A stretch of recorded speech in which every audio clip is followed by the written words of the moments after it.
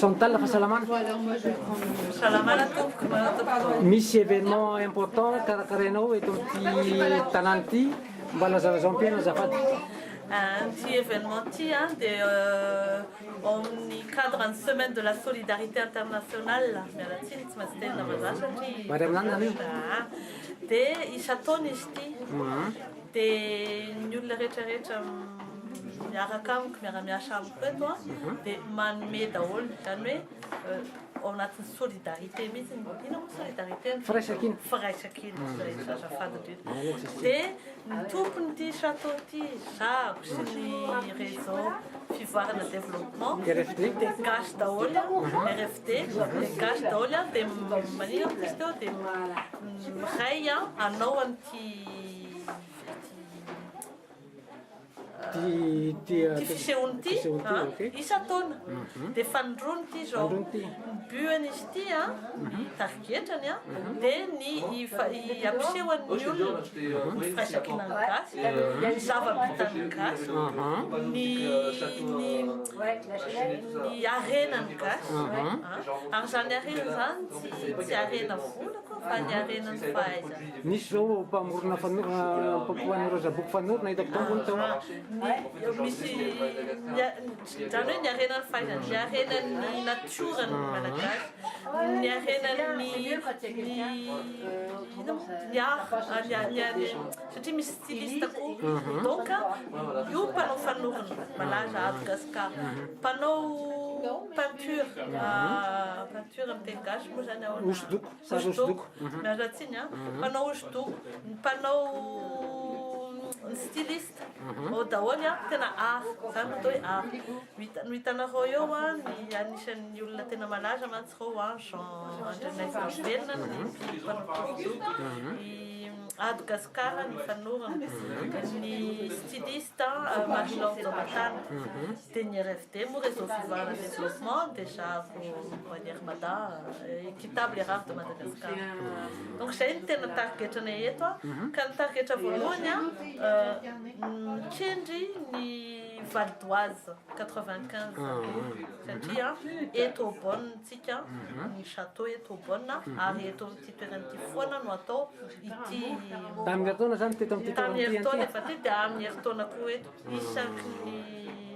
isaky ny taona tsy maintsy eto satria gasy koa ny tompon'ity château gasy ny tompon'ity château ity mahavarina donc zay matoa misy an'izay firaisakina mino fa tamin'ity fandroana ity efa nafinaritra satria efa nisy an'io défilé io malerivo nisy conférence tanteraka tontolo andro dia androany dia ny hariva défilé dia sakafo ny hariva ny entrée teto maimaimpona gaga mihitsy ny olona hoe ga tsisy vidiny tsy mividy satria ny olona miara-miasa maimaimpona daholo donc fa zao kosa fantatra fa misy vidiny io zavatra io donc pour pallier mba hirattrapena ny frais anay dia misy fivarotana tombola manatena mba misy vidiny tombola.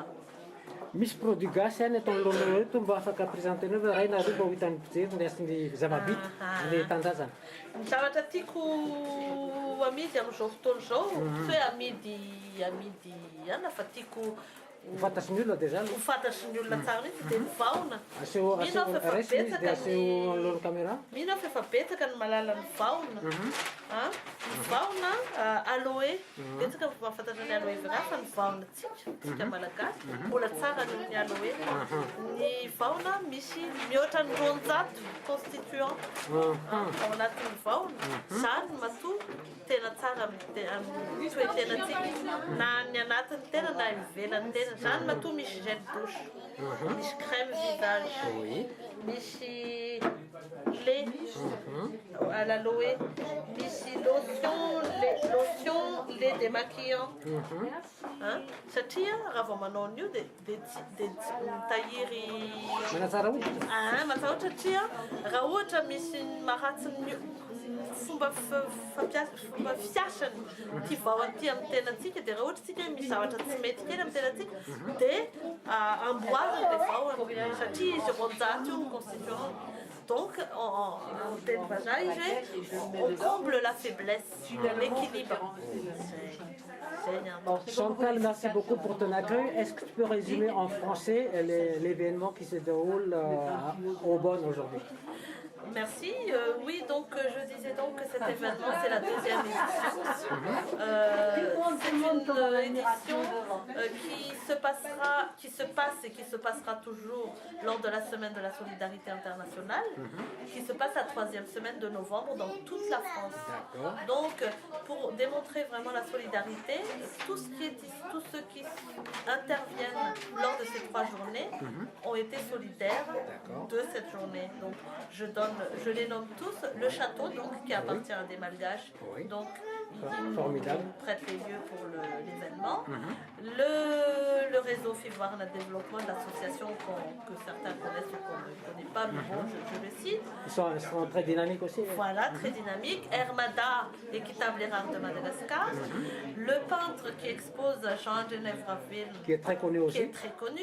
Le très connu aussi qui aura bientôt sa médaille. On est invité le 4 décembre pour le bénévolat, justement, à Madagascar. Wow. Voilà, donc lui. C'est pour le Fanour, le jeu du Fanour. Le Fanour, oui.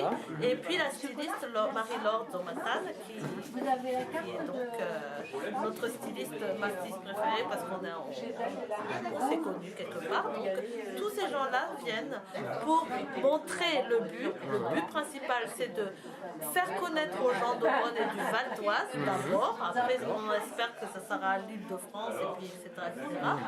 Ce qu'est la richesse de Madagascar. Alors, la richesse de Madagascar, on est riche de beaucoup de choses, même si on est réputé les plus pauvres.